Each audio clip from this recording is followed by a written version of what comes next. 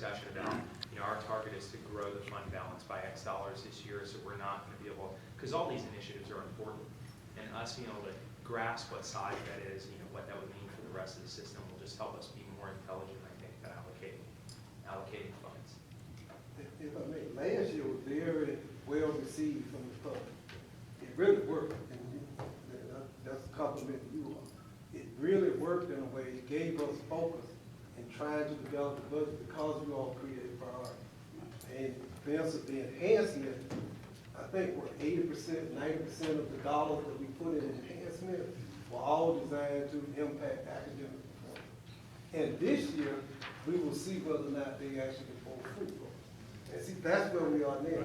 We put $27 million, we may have spent 25 on academic achievement.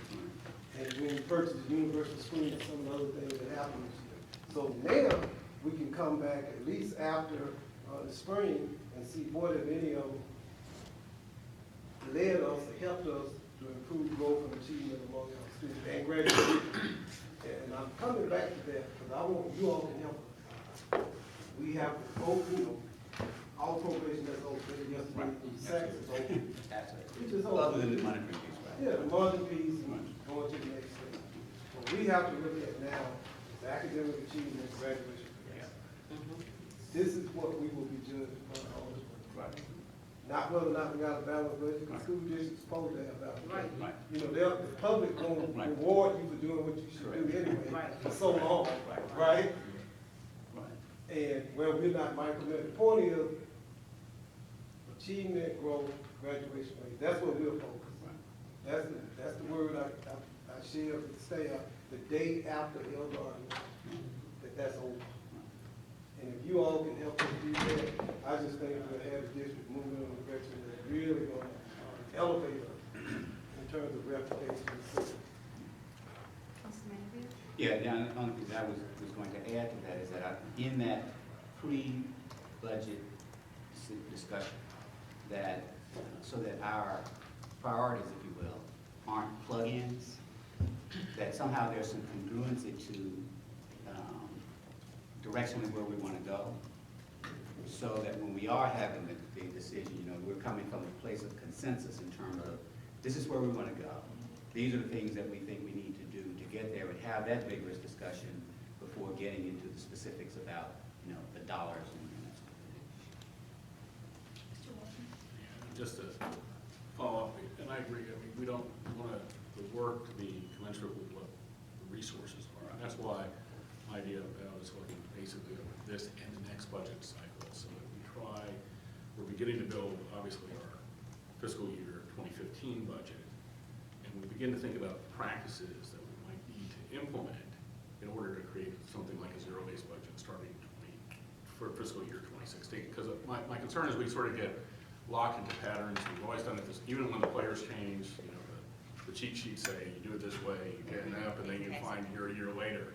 And so, just for the step for everybody to be mindful that if we're going to try to do something like we discussed, that we're thinking about it now, so we don't completely lock ourselves into systems that make it impossible for us to do that kind of implementation in a zero-based budget in the following year. If I may, Mr. Chair, good strategy going forward is to do it department by department. As a policy, this board could say in 2015, curriculum will develop a zero-based budget, rather than burdening the entire organization. And then we will learn how to do it on a small scale. I would do it division by division. That's how you do it. That's how we do it in state government. Could you think you could do it with one of your departments this year? I mean, No. Okay, so, okay. Plus, if as we project that we're going to grow the fund balance, we'll have more breathing room to do things. Right now, we're still fighting for survival. Literally, I'm just telling you, it's better, but it's not healed. But next year, I think through policy, the board could easily do that. And so then, finance 2 years from now will know that it's going to have to engage in a zero-based budgeting process. And the year after that, it will be the school leadership. And then the superintendent and the board can plan for that type of process and become more effective in doing it. The first one, you'll get it, but it won't be as sophisticated as the next one. Fair enough. So I just think that would be a great thing to do. Mr. Coleman? So I'm hearing a couple things that I think we would want to bake into the budget proposal this year, apart from the formal budgets. We have a formal budget that we're going to have to recommend. One was I heard where, because my impression is we actually start this whole process at the next public meeting in March. We're going to do some of the initial discussions, kind of pre-budget. Is that right? The hearing already, It's the public input hearing where the public will come in to tell you what they would like to see as you begin to develop and build the budget, the district, and then that budget will be built. And then we'll have 2 public hearings for the public to comment on. And They so, tell us first. They and tell then us first what and they then would we like. process, and then we come back and they respond. Correct. and that'll be, And that will start, as you indicated, with the March 3rd. and internally, we started last November. I mean, Right. no, that's right, yeah. it's internal. But I mean, in terms of public discussion, Yeah, the yeah, board yeah. submitting priorities. And so I think that's a good time to kind of start making this financial impact. I think two of the other things I'd love to see then happen as part of the budget process this year, one is to formally make a recommendation in terms of, and I actually think this would be better coming from your staff, from Dr. Bell, but we could do it from others, is this mid-year budget process we discussed at the last meeting. So, we talked about, we did it kind of mid-year this year. It was actually very helpful. We could probably improve it, and it was later than mid-year. It's more like a 3/4 year.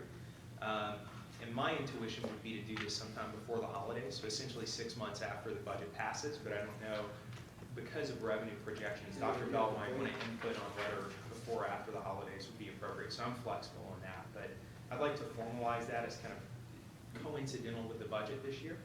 And then the second thing I would love to see is Mr. Orson recommended, if we were to engage over the course of the next year in picking a department or two that would do zero-based budgeting, kind of as a beta test for the rest of the system, that we would kind of go ahead and state what those are over the course of this, so that they can have a year in advance to know that. And my personal priorities would be, you can go at this a couple of ways. You can either do it by kind of what's the biggest expense that we have that's controllable, like operations, or you can match it with your goals. I would probably favor matching it against student outcomes. So, whether that's curriculum and instruction or local instructional budgets, I'm not sure how we'd approach that. But my framework for that would be picking departments initially that have the greatest impact on student outcomes and using them as a test. But I'm open to debate on that. I just think it would be nice to give them a year of time to really think about that and go through that process. I would suggest a less complicated approach. Yep. We always want more, but now, no, it's simple is better. And I would need to talk to Dr. Bell about what department we would suggest. Okay. But I'll have that conversation. Curriculum and instruction is maybe the most complex of all the divisions and departments we have, to be quite honest. We're getting ready to make a flexibility choice. Yeah. Right, it's on, Game turning changer. on its head, yeah. Yep. Yeah, and this is a conversation that goes, that's the thing I'm learning, is not to overburden the system. The big mistake that the DeKalb School District made from the central office is always pushing down, and the board, by the way. Although we claim to be supportive of teachers and principals, but we make these decisions and we don't even think twice about the impact on them and their workload. It's what we feel thrilled about today. And so one of the things we have to do is be much more deliberate in our thinking and our strategy and project things out. One of the things we're not adding any new directives on this administration, on this school district this year, other than graduation rates and academic achievement. We are thinking now about the summer, getting ready for the next school year. This is over. But it takes a lot of restraint not to do it, because when we have a good idea, let's go do it. And so let's think more deliberately. That's the strategic planning process. Really, the board, we need to start thinking 5 years. Yeah. If we want to do zero-based budgeting, Right. you have to talk to Dr. Carter, Yeah. so that it becomes a part of the strategic planning process. That's right. Then you're not just talking next year, you're talking 5 years from now. Does that make sense? Yeah. And I'm telling you, that's not the way DeKalb is operating. It's whatever we came up with this week or this month. And it just, then you increase the probability of your success if it becomes a part of the strategic planning process, as opposed to a directive from the administration and our board. Mr. McMahon? I was just gonna piggyback on, Mr. Thurman, Superintendent Thurman's, and thank you, Ms. Orson. That's Ms. Orson. Now, Thank you for your contribution. Tell your kids goodbye. Oh, Take care. no. I'm hopefully in the right direction. I think this falls under internal communications, but also external, because it's got a stakeholder piece in there. I'd like to see us as a board and administration, as a district, be able to increase our communication with our schools, just like you were saying, when we make decisions up here and push it down, that the net effect on our schoolhouses, local school, is maybe devastating. And I think the feedback from the schoolhouse, not just principal, but when I served on the local school councils, which is principal, teachers, parents, and community leaders, we were vetted on coming initiatives and how we were going to deal with that. We were never asked what we thought about the potential of X, Y, or Z, 1, 2, 3. It was always pushed down and how are we going to deal with it. What Superintendent Thurman is saying, and what I heard, is how do we listen from below? How do we know what the needs are? So I'd like to see us have a very clearly defined communication with our local school councils, which is, and I think I was talking to Mr. Campbell at our last meeting, to where best case scenario, we got 20 high schools, we got 138 schools or something like that. And if we had something to where, when hey, we need your feedback, school calendar, I think it was, that I'd love to have, all right, here's what we got from all our 20 high schools, and they represent all these middle schools and elementary schools, and collectively, boom, boom, boom, just that type of efficient communication. So we can make those proper decisions that do not adversely affect our schoolhouses. Mr. Mayfield? Yeah, and this actually, this part of the conversation, which obviously we're talking about the budget and communicating decisions that we want to make and not issuing mandates blindly, actually plays into what I'm concerned about in terms of understanding the performance of our organization, in terms of its processes.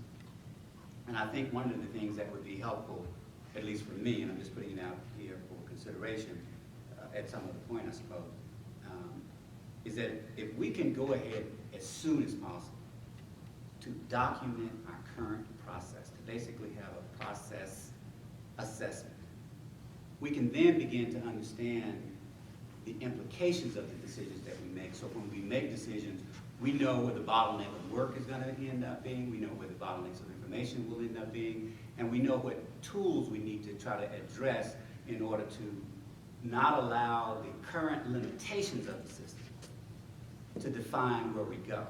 And that's the only concern that I have about making sure that we make decisions that doesn't overburden the schoolhouses, as an example.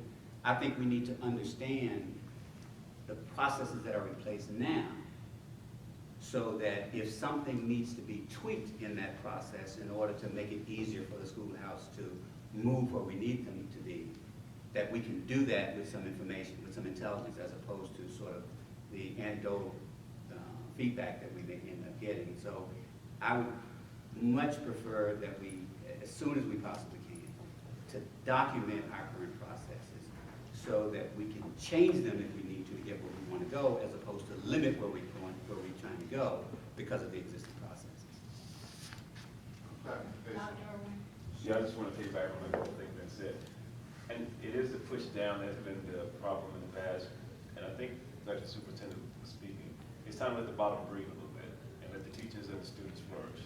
I was at a schoolhouse the other day and was amazed that the school had everything that it needed to be successful academically, but guess where the hell it was sitting? In 2 closets. Never been used, never been touched, all bought by Title I money. So I don't know whether the push down was that hard and the micromanaging was that stiff that they just couldn't flourish. But it's time to let them breathe. Better known as the technology closet. There you go. Famous in the game. Yeah. Yeah, see, it amazed me that they were room for this. Well, and this is kind of You seen it? Yeah. the reoccurring theme here is our allocation of resources and not wanting to burden or overburden administration right now with processes and figuring out. I think this falls back into board office staffing. I think this, I would like to see us to where if we would like to get this type of high-level information, that we could potentially create a position within the Board of Education with a board manager or something like that, or someone who can take the ball. If we have an initiative that we'd like to view, that we could have our board manager or whomever may be, representative of the board, to work with the administration but not burden them. Can you show me where I find this information out? Yeah, it's over there, go to work. And so that if we were to hire an additional person, I think we've been trying to hire somebody to help out with Margaret, to where maybe we could, and it's just topic for discussion, how we want to operate as a board. I do think, as the superintendent said, our current administration is paper, I mean, the resources aren't there. And we cannot get in their way of doing their job and just piling on, piling on. I think we've got a lot of great ideas that we need to analyze and look at, but how do we effectively do that without piling on? And I think maybe having that type of board manager or a position might alleviate that burden on the administration. Dr. Johnson? One way to relieve the piling on process would be to do exactly what the superintendent stated to the board that he would do. That is, assess all of the programs every year to see where we are. Then we will know exactly whether or not that program will be eliminated or whether or not that program will be continued, or on what basis it will be continued. From an assessment point of view, I think that would be perhaps the best way to address some of it. Because if we continue the piling on process, just as Dr. Earl was saying, what it actually does, we as board members, not this board, some board members in the past, they would hear something good, going good over in Gwinnett County, and then they want to bring it and implement it here. It doesn't fit, but anyway, if we get enough board members to say, do it, all right, that's $40 million or $20 million, and negatively impact the entire school district. And that's why it's so critical for us to set goals with the superintendent, so that the superintendent can develop professionally the types of programs to implement in the schools that will bring about the appropriate change necessary, and that we won't. But we cannot interfere with that process. That's one of the major problems. We want to say what we want to do, we want to happen, then we want to get in and manipulate how it's done. And that's one of the problems. That's the piling on process, as I call it. Mr. Coleman? So the one response I have to Jim's comment about adding resources, I think, we are still in a fiscally constrained environment, so the push I would have before we think about doing that is kind of to Marshall's earlier point. The zero-based approach, if we feel like, I feel like there is still room if we build this from the bottom up, especially in some of the support of senior leadership, to figure out how to organize ourselves effectively without maybe just adding positions. So I'd push us really to think about that quite hard over the course of the next year. How can we structure this to provide the support for the board, for the superintendent, et cetera? Maybe that's a component of which departments we choose to evaluate for a zero-based budget. Because I would guess that we could actually do so in kind of a cost-neutral way, which would be my preference. Although I agree that finding a way, I almost think about it in terms of special projects or in terms of you know, chief of staff, whatever you want to call it, someone to kind of help execute against the most important initiatives of the system, as defined by the superintendent, as defined by the board. And I know we have folks who help do that kind of thing now. Just thinking about how to build out that support mechanism holistically, so that we can be conscious. Because the last thing I want to do is go adding costs. And, you know, the biggest thing I think we're going to address in this upcoming budget cycle is about how to get teachers and principals and others in the classrooms better rewarded for the work that they're doing. And if we're prioritizing that, you know, doing stuff for us is going to be secondary to say the least, I think. And so maybe thinking creatively about how to work with structure so that we meet that need without, you know, simplistically adding a resource. Does that make sense? Very well, thank you. Mr. Thurman? Just a broader thought as I view this, and I think the challenge for us in the district, and I talked to my senior manager, to begin either to lead or work in a progressing district as opposed to a failing. You know, it requires a different skill set. It really does. And historically, recent history, even the way you get elected to the DeKalb County School District, you run against the central office and the school system, because it's a failing system, it's on probation, right? You have a different skill set now, because you're not on probation anymore. You're out of deficit. Morale is not at all-time low. So you have to really rethink your whole psychology about how you're going to be effective as a superintendent or as a board member or a senior manager, because you're in a different environment right now. And when you all out, you hear what I hear, don't you?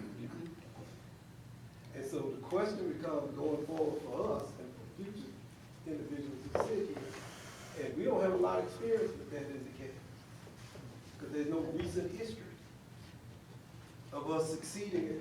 You know, if we can succeed at getting our children home on a snow day and the other counties can't, you know, how do you deal with it? Because people tell me that's so un-DeKalb. Right? Anybody's gonna be criticized and held up for derision. Who should it have been? DeKalb. And it wasn't. And I don't care what people think or feel, whether they like me or you or not. The fact is the fact. So the question then is, how do you build on that? How do you acknowledge the success? And then seek continuous improvement in our operation, which is a different skill set, because if we had screwed it up, all you could have had to do is just criticize. It's easier to just be the critic than it is to create a policy that's going to move the needle in a positive direction. So that's the biggest challenge we have right now.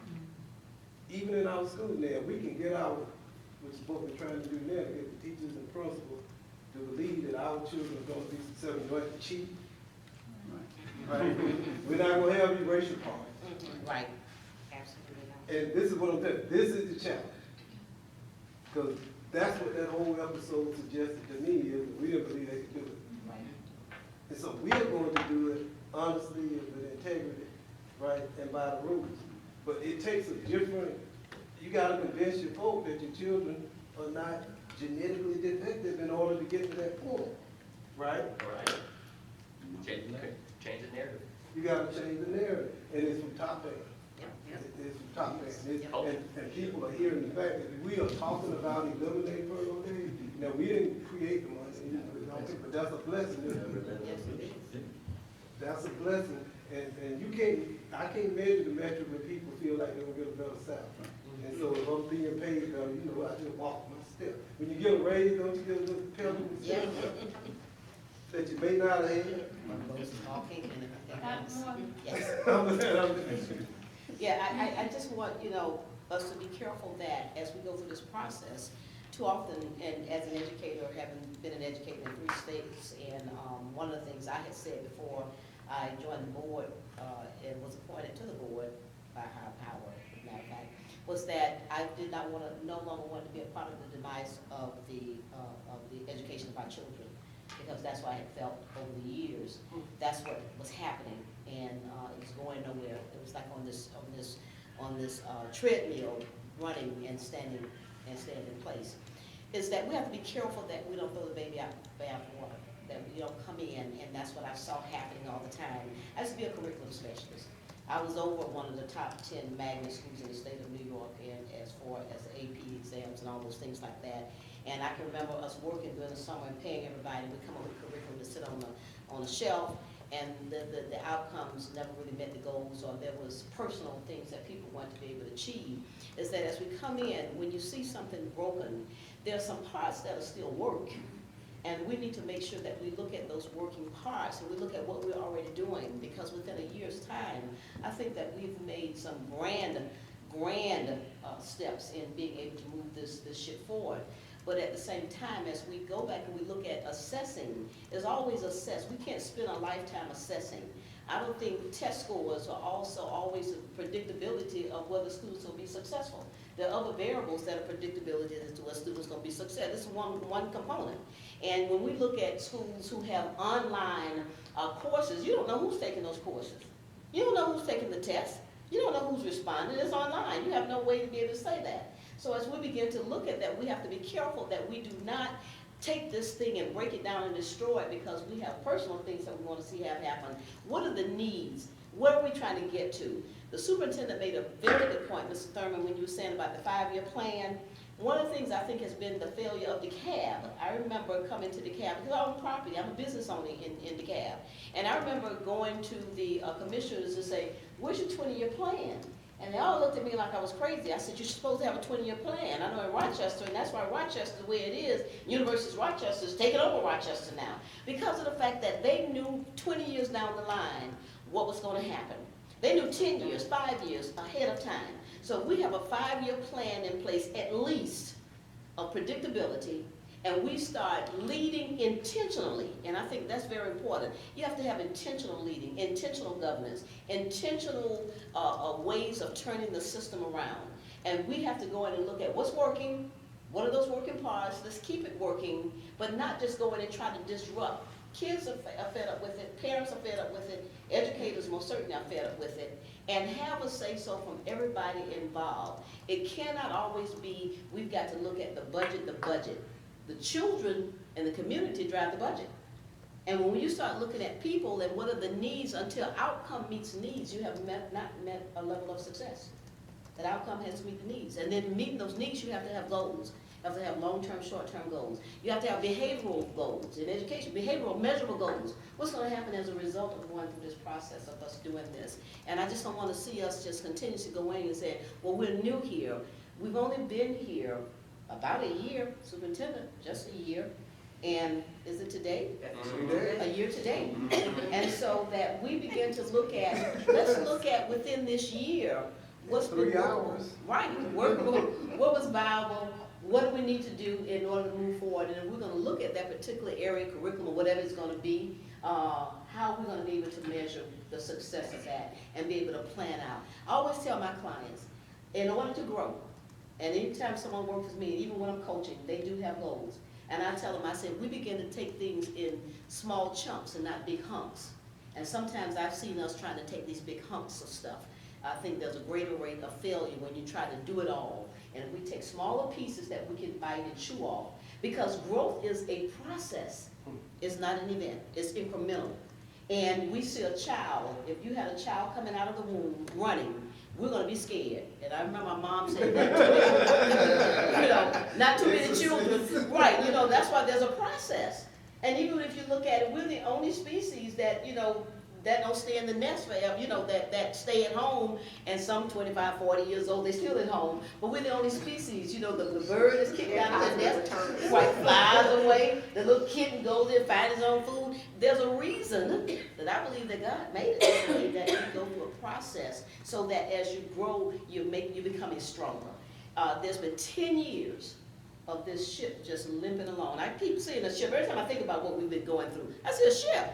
Because, when you talk about a ship and there's no buoy to throw out there and there's water coming up through the hull, you got a problem. And so we're beginning to patch it. I would just like for us to be able to say, let's make this stick. Because what I've experienced in the past is that we do these things and they don't stick. And then we have a generation of every time you turn on the TV, and I really believe that education is related to economics, related to crime, and related to everything else. Because if you have someone who's undereducated, not educated at all, less educated, that person is more susceptible to doing other things that they probably should not do. And so if we want to get rid of the crime rate, just educate some people. And if we can teach them how to be able to do these things, you know, they'll do it for a lifetime. But if we keep throwing stuff at them, they're only going to do it for a day, and we're coming back, throwing back money. And we've got to stop teaching just to the test. We've got to teach to have people, citizens, okay? Because they'll learn that test and pass that test, but what do they do the next time? They have no critical skills, no critical thinking skills. They can't do anything else. They don't know how to relate to people. You know, respect. All those things are important when we're talking about education. So it's more than just saying, an academic achievement is not just being able to pass a test. Because think about it, that's all we were doing, then we would not be successful in what we're doing. We have to have complete, there's a holistic approach to education. And I think that we've got to start looking at that holistic approach. And I do believe that we really need to look at least a 5-year plan and start putting that down and look at those particular areas. Because with the change that's coming out in 2015, we're going to have to really, really adjust. So I don't want to see us put too much until we make that decision as to which way we're going. And then I think that will better guide us also. Mr. Coleman? So I think we've transitioned now into the last discussion, which is organizational culture, high performance. That's what I'm kind of hearing folks talk about. So I had a comment kind of related to that. And what you said, Mr. Thurman brought it up for me.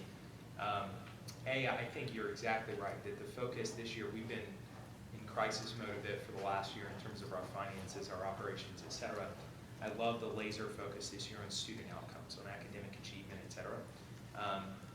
Unfortunately, because of things that have happened in the recent past in the metro area, I think that accompanying that, one push I would have from an organizational perspective, and you brought this up, is as we begin to push for academic outcomes, 2 things. One is we would think about the ways we define academic achievement or outcomes in addition to test scores and graduation rates, to Dr. Morley's point, because I think we could be thoughtful about having the right metrics in place for that beyond those, because I do think those are absolutely necessary metrics. They're probably not the only things we would want to judge the success of the students. And then the second thing is the more unfortunate thing. You know, I would hope that one of the legacies that we can leave for DeKalb over the last couple of years is just improving the integrity of the system and trust in the system. There have been breaches of trust in the metropolitan area related to an undue focus on outcomes that led people to behave in ways that, you know, cheating and things like that. As we begin to roll out this plan for academic achievement, I would love to see us with a communications plan to, an operational plan and a communications plan to ensure that our focus on those student outcomes doesn't drive improper behavior, and that we can communicate to the public that we're focused on this, but we're telling all our teachers, if you see anything wrong, you know, I know you guys are thinking about this, but I'd love to see that rolled out at the same time. Because I think one of the initial questions I would have if I were a member of the public is, you know, if that becomes the emphasis, are we going to run into some of the problems that other systems have had? I don't think we will, but from a cultural perspective, I'd love to make that front and center, just the integrity of the system, the process, and a focus on doing the right thing before outcomes, just so we don't run into those problems. Just if I may, because you're absolutely right, and in the March school board meeting, superintendent's report, we will outline testing integrity in the district. We're also, with our administrative monthly meeting, we're focusing also on principals and vice principals, renewing the protocol to ensure, because what I don't want to happen, I think we're going to succeed. Yeah.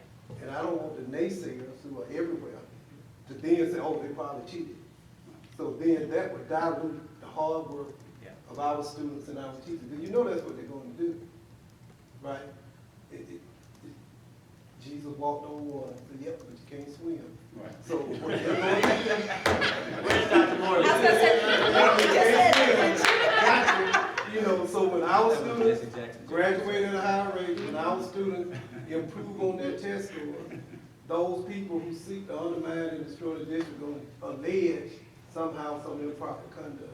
So we have to do exactly what you said in order to protect the integrity and the hard work of our students. And you're absolutely right. And you all have it in my superintendent's report, because I asked them to brief me on it.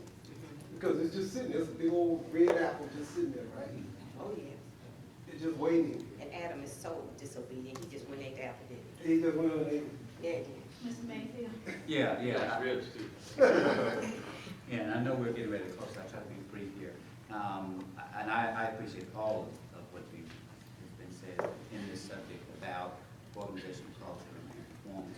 And I think one of the things that I'd like to see would be to make sure that, and this is Dr. Morley, business perspective, I'd like to see us have a clear understanding of whatever that baseline of work or our fixed costs, if you will, that we will have to do. There's a certain number of tests, as an example, that we simply have to do to comply. But then the marginal difference between what we determine as academic success, needs to be best practices. In fact, we need to be best practices in both areas. But that's the part, the incremental part is where the innovation opportunities come. Begin to identify those things that will help us accelerate. One of the challenges that I have observed that has sort of kept us from getting there, since I've been in DeKalb, since it's been in 1984, really since Dr. Freeman, the tenure of the superintendents have all been aborted for one reason or another. And the system's culture has relied on the superintendent to define the strategic plan. So consequently, with these aborted superintendents, we ended up with aborted strategic plans. And then we start the process all over again. None of them ever materializes, which has led me to believe that the fundamental approach to strategy for the district has to rest in the community. That's the only real constant in this whole process. And as stewards representing the community, it's important that the board's culture, not these individuals that are here, but that the board culture sticks to the plan. So that if a superintendent does not last for 4 years, and most of them haven't, that there is some consistency, that there is in fact consistency in leadership that's objective, that's based on the plan and not the personalities that happen to show up. Well, that's an astute observation. It just really is. And I don't know whether y'all remember, it might have been last board meeting, or the meeting before that, I stated that the superintendent has one vote. And there was some reluctance about that for just that reason. It's not my plan. Now, that means I had to sacrifice some oversight authority, and they didn't do everything I wanted them to do. So also, board members should also have one vote, because board members change. Right. And so that is the way, because superintendent, basically superintendency is reasonably short. Right. 3 Shorter than years average. shorter than the board. It's Yeah, shorter. yeah, 3 years average, that's just the way life is, right? And, mine is 2.5 years. You try being superintendent. Right. So, to your point, and I think you're absolutely right, that's why this plan is different. It really is, because it's much more democratic in terms of its direction and focus in the decision making. And I share with you all, the mission statement I wanted was not the one that they voted to accept. But long term, that's gonna be a good thing. It didn't make me feel good on the day it happened. Right. But long term for the district is the best thing for the district. What's your team's phrase? We will not move without root cause analysis. And Right. so when we do root cause analysis, if that's not going to get us forward, you're not gonna get that recommendation from the team. Dr. Carter, would you comment? No, I just decided I'd just throw that in, because it makes it nuts when this team says that some days. Oh, yeah, but that's where they But are. that's where it is. And part of it is growth from having to deal with you all every once in a while, right? Absolutely. I mean, come We on. are the root let's have to cause, deal with you all. period. I'm okay with that. But I wanted to, I think, piggyback on a couple of things that John mentioned in terms of organizational culture and being specific and definitive in the operational plan, the communications plan. That's one of the things that's become more critical in my lens going through the flexibility advisory committee. That committee, it's a subset of the strategic planning committee. So you've got voices from throughout this community, representation from the local school councils as well as the PTOs. And one of the things that was interesting is that a couple of the community engagement meetings is that some of the local school councils weren't hearing back from their representatives.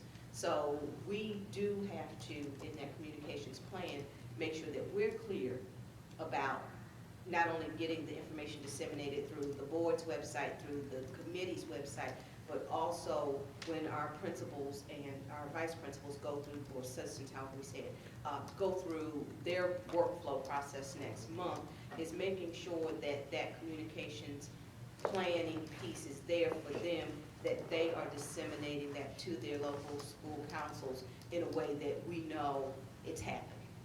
Because sometimes that information is disconnecting, and sometimes the teachers are disconnected. Yes. I'm stunned when I sit in a meeting and a teacher in the school system has been here for 6 years and they don't know that we're in the middle of a strategic planning process. That kind of caught me off guard. Well, that's the culture. We keep fighting every day. Look, DeKalb has not had, contrary to what some people say, a strategic plan that we basically engaged. We've done it and put them on the shelf.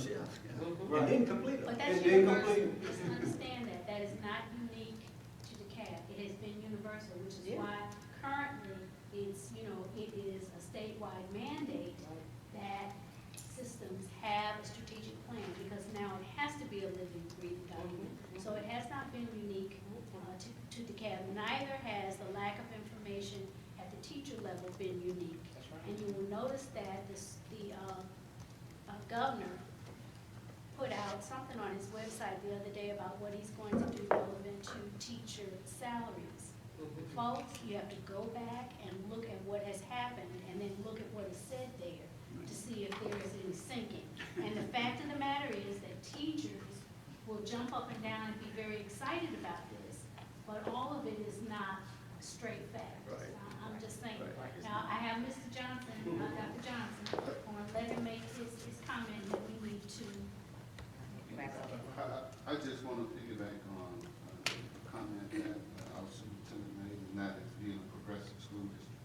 If we are going to be a progressive school district, then the Board of Education must set the tone in terms of creating an organizational culture that affects and impacts the teachers and the strategic planning process. One reason the strategic planning process probably is altered when you eliminate or remove a superintendent is because the board doesn't have a plan to continue the process. So if we're going to sustain and create a culture, then let's make sure our board, it starts with us. Right. Because when we sit in the signal, and don't let nobody fool you, I've been on both ends, and many educators in here have been on both ends. When we send a signal to the superintendent, positive or negative, it's going directly to staff in terms of the way they perceive it. So if we want, we sit up every month and we talk about, we ask the question, how many teachers did we lose this month? Or how many will be going to other districts? And for what reasons? Let's face it. We are causing a lot of it as the reason why they're leaving. Now, if you really want, you create the culture. Every word that we say and every decision we make, we should be sending a message. We should be sending a message. If we're mad with the superintendent, give them a call, pull them behind the corner, and say what you want to say. But don't say it in an open meeting because you're sending a signal. And that is a start to creating a culture. And one part of our board norms and sustaining the board, Margaret, we need to get, when we get to that point, that should be a part of it, the strategic plan. Regardless of what happens, if the board is voted off, that strategic plan continues. If the superintendent decides to leave us, the strategic plan continues. Because what is the strategic plan for? It's for the students, it's not for the board, nor is it for the superintendent. So that's my comment. So let's Amen. Final person. Man say what he has to say, and then we're gonna sign these forms. Do we have to? Do we have to? Be brief. Right. It was my impression by Dr. Johnson's prior communication that we weren't being held to a time limit. What we have here is a failure to communicate. Do you see this? We're in a hard world.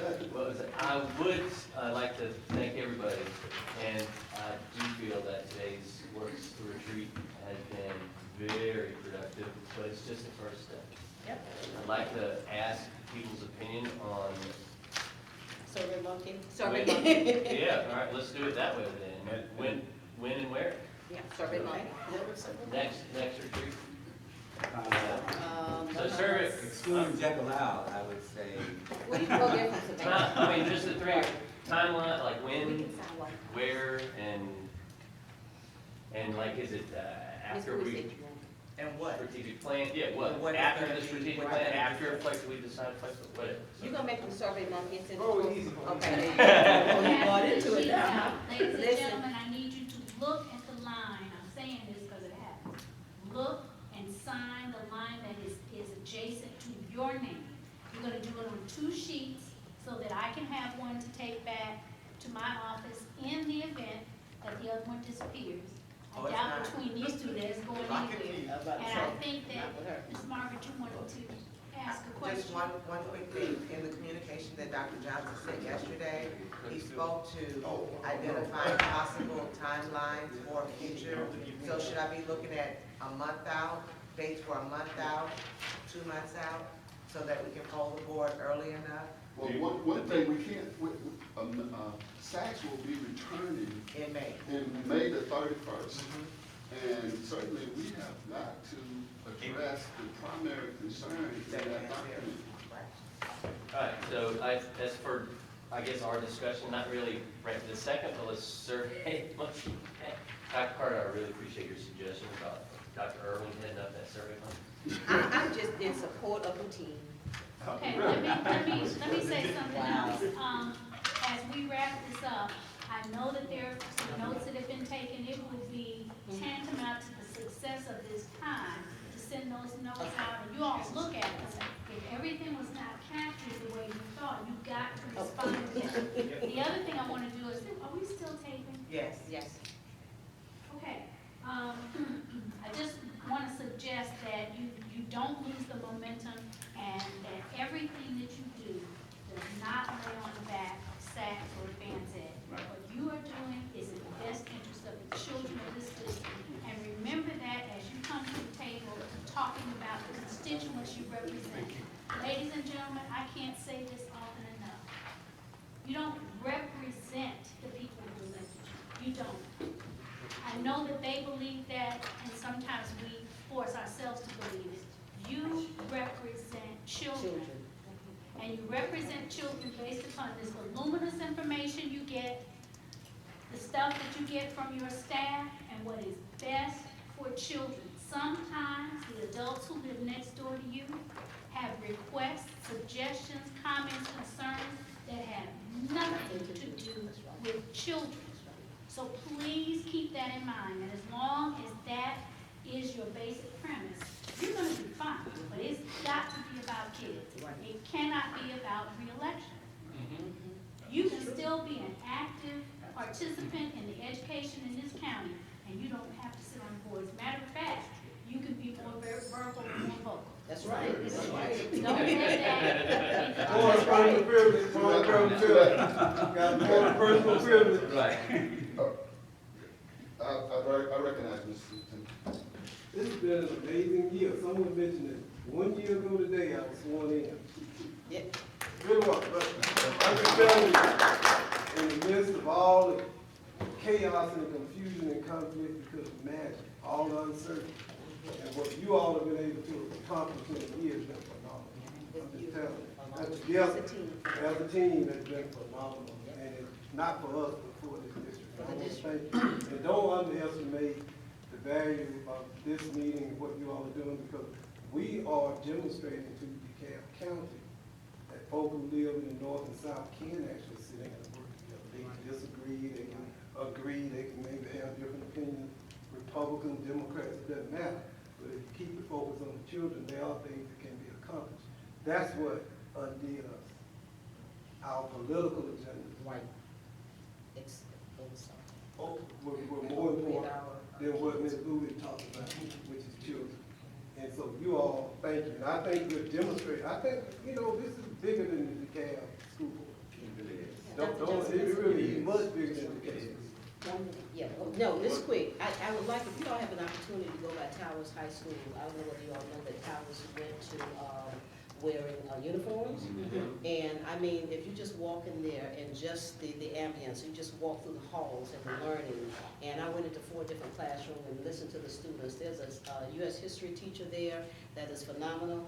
And he had the declaration, they all put it up on the screen, they all were chanting the declaration, and just how excited the principal introduced me to some other children, some seniors, and that they talked about the reason they chose the uniforms, and they were afraid that it wouldn't work, but saw that it did work, and how excited they are. These are the things that are going on, and that people need to know the changes, and that learning is taking place in our schools.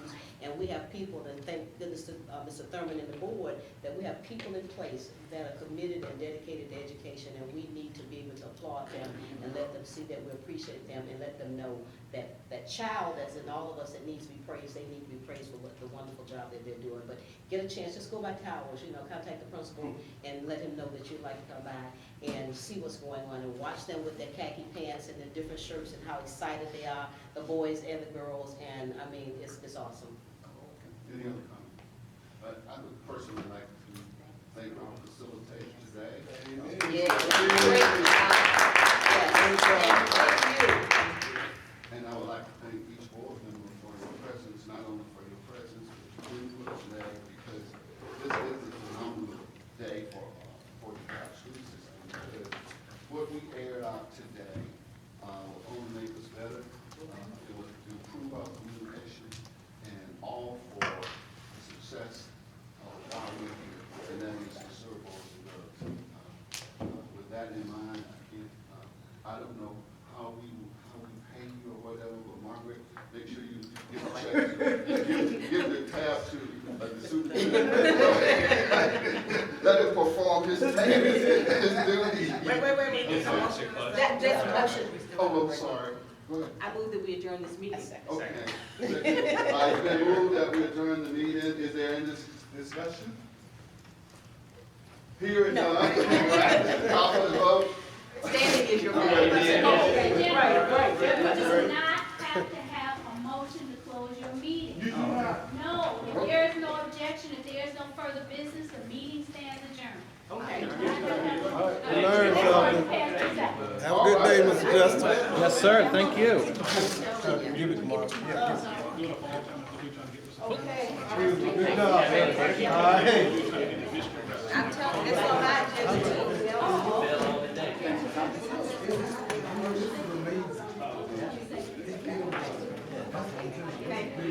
How you doing? Good. Okay. Okay, do I call you this week now?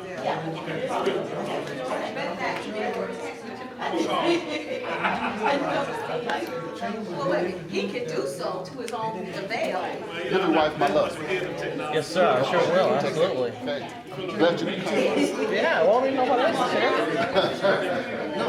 Somebody's got to comment. Somebody got to be. The public, I speak for the public. Yeah, everybody got somebody. Everybody got to be somebody. And you know Nancy's out of town, so.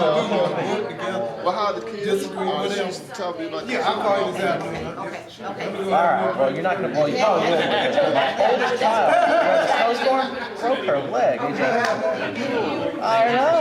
Dr. Morley, it's a pleasure. Yes, ma'am. You good? Always good. Always something that's been going on. It's a brain sign. You sure you want to become a part of this? Well, I mean, look, we may vary on a lot of things, but I ran out there to tell Marshall this. I said, we may vary on a lot of things, but there are a lot of things we agree on. I want us, or y'all, or whatever my relationship is, to focus on the things we agree on. That's me. Listen, I got to run. Y'all take care of it. See, Doc? You hanging there?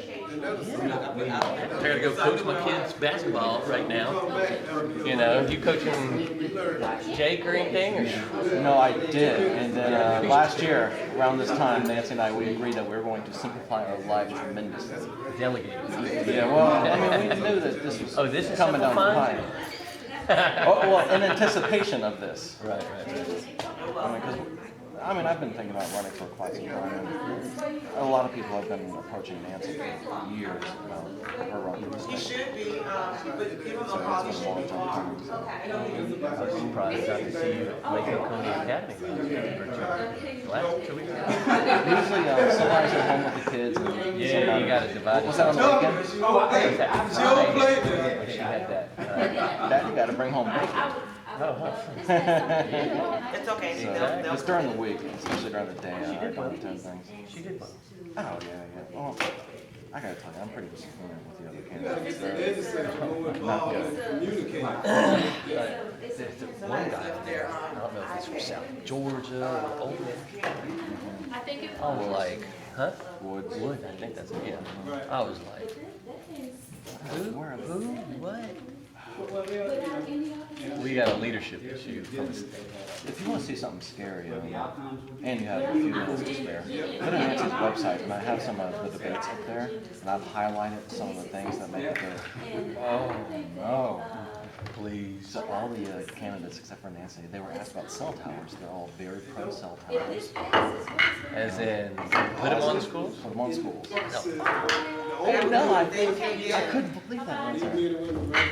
So, we had a partial This update environment on that last executive session. Is it a in the public? legislature. No, I'm just telling you, executive session. whether it's- Don't tell them. No, I get it, but from a, So there is okay, so there is progress being made. well, you know, it's, They were gone. I'm just telling you, is, this- you know, at the, Margaret, you're not gonna leave before you talk to me, right? No, I'm gonna try to finish out the first, I think, iPad. Uh-oh, I'll be okay. right back, but I know what your question is. Yes, I know ma'am. that. Okay. but, Yeah. it's currently, But not like. Oh, in Tennessee too, in Memphis, they took it over. This is a sticky situation. Coming out of the state. You want to not tell me anything? no, that's public. Yeah. Okay. So it's changed. That's what I'm saying. I'm just telling The you. rest of the knowledge is that once the I don't think the vote is gonna go back down. So, I mean, there's certainly that chance. There's a chance. and I think the, People, I think people get. Whatever in line decision for they almost decide. happened to our children. the contracts are either enforceable and you have to move forward. So either we're gonna move forward and cell towers or not. Well, we hadn't gotten to that point yet. Right? But that is I a do- possibility. But I do, I still think So I'm Board just of saying, Education I think they, you know, has we still have to work on some things, but I think the real. some clause in the contract. They know what they, Interesting. So they don't know what they. But I don't think, that issue will be addressed Right. in The an employees, I mean. appropriate time and manner. Yeah. Is that Cheryl Miller lady? That's why the school. She hadn't talked, she was, back when it was just hot, And they're hot, not hot. watching the news. Right, no, Exactly. she has not been in You know contact that, in a while. you I been in think all she's this. focusing on city You used to now. come just to see what. One of the city heads. But my point is, Hey, why I think it's you manageable. go bust it out? It's another, similar to every other lawsuit going home, people. that is a legacy issue. We're trying to get there. Let's focus on student achievement and what we're supposed to, not even, you know, TSA, obviously, you know, that's another one. So those are the, I think if we can just deal with those two, This is our first retreat. you know, hopefully, The stands So on we the all outside. came on sort of an my personal, and so our paradigm. Yeah, exactly. How we Yeah, define. Because tough personal call. and public are totally different. And so they Pers- were different places. So we got into the my same personal and public, or what were you saying? Well, let's face it, We were always. the board has every right to do what they did. Legally speaking, they don't owe the teachers anything. That being said, it was promised. It may have been a handshake, but it was promised. there wasn't, transparency, I guess, there wasn't clarity on what the legal stipulations were. Like, when I first heard about it, or whatever, that you couldn't remove it, you had to give 2 years' notice, and all this other stuff, The and board policy, maybe the teachers thought it was contractual and legal, but it wasn't. well, and it's, that right now is someplace still in the, I'm not sure, I don't want to speak out It's in of the church. courts. It And that is. being said, I mean, you never know what the courts are gonna say, whether it was legal or not. Maybe the courts decide, let's just give it to the teachers and say it was legal. Who knows? That's a big, that could be a big, huge number that just That could be. We were heading down the path, hey, we're building up our reserves, we got 8. Absolutely. Oh, you have 60 million, or whatever, right? How well. So what about that 23 million that went against the last year's budget? How does that affect the reserves? You know what I'm talking about? With the, like, after the fiscal year ended, and then since then on the vendor spend, Yeah. I'm asking for our, whatever the report says, yeah, I'm asking. That's all you can do. Yeah. I was gonna say thank you for lunch, and I Well, keep in pleasure. contact with you. Yes, you know where to find me. Still working on some stuff. I keep in contact. Cool. I'm very interested in the DE 46. Well, we keep on signing this deficit elimination form every month, and I'm like, I didn't think we were in a deficit. So, and I sent a big old email a week ago, the day before the meeting, just saying, asking, can we get what's the vendor Jermaine, structure? we gonna have lunch sometime? Sure. Or coffee? Absolutely. I want to bend your ear. Oh, okay. All right. It's bendable. All right. Okay, so you've got my contact information, right? I assume it's online somewhere? It is. I will. Because I don't have a board business Why card. don't you gonna drop your phone? Can I do this? Yes, so I'll at least remember. Yeah. Oh, okay, Stan, okay. I figured you heard of me. Yeah, I have. Or at least my wife. Well, no, I. Talk to her that's what before conversations about. she's, Yeah. go ahead. All right. Okay. Mr. Maxwell, pleasure. Absolutely. Is that private conversation? Because I'll stick around. Yeah, no. Well, as a matter of fact, I'm glad you're here for this conversation because I could have sworn 2 of the things y'all voted on for the board lines contradict each other. Okay, but let me tell you where the caveat was. Oh, there's a caveat, okay. Right. It was, the majority, they wanted to keep it as is, but if they can't, and it has to reduce to 7 so that it wouldn't be a negative impact to financial, And there would be no negative financial impact. right, Uh-huh. then it'll default to the 7 as written by law.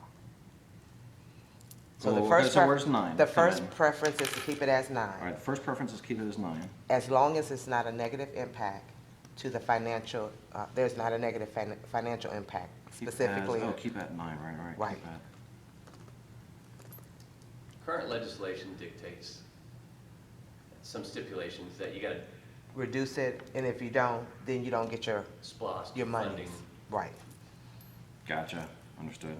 So, and then you had some board members, for the majority, who wanted to 7 local as-is districts. All right, I got all of that Okay. recorded. Yeah. But that was the only thing Wonderful. that made it seem like, but it was. We want to keep it at 9, but if we can't. Gotcha. Margaret, you are everything Nancy has always said you are. The good stuff only, I hope. Nancy has always only said good things about you. She loves you. I love her too, and I miss her so much. Well, she'll be back around. one Tell day I'm still now. waiting on that lunch. We have to catch up. She owes you big time. She knows it. Call me if you need anything. I will, Margaret. I'll Thank be you so back much. through because I need to go get another card to get stuff out of there. So All if right. you need anything else, Hey, I'll be back in a minute. Sports Authority left his hat. You know, I'm running people down. You got this, you got that. Who is that, David or? Yeah, David. Okay. Sports Authority. Reebok, Nike, Under Armour, Let me see if he's. Adidas, man. He has 5 different. So, Did you have clarity on the district maps? well, now that you ask, I was explaining to Nancy some of the things that we, that y'all passed. And was it, so it was gerrymandered to keep Womack and McChesney apart, right? Correct. So are you putting McChesney back up or Womack back down? No, Womack's staying where he is. So what happened in the past is, so Sagamore Elementary used to be a split feeder for like 30 years. I hate split feeders. No, it drives communities crazy. It separates them. So with that being said, through the redistricting of, what was it, 5 years ago, something like that? Remember that? Yeah. And you know who was gerrymandered on the side chapter was Nancy. That, they had to really gerrymander that to keep, but that was our old house and they didn't know we were moving. Is that awesome? Actually, it's not. Don't you love that?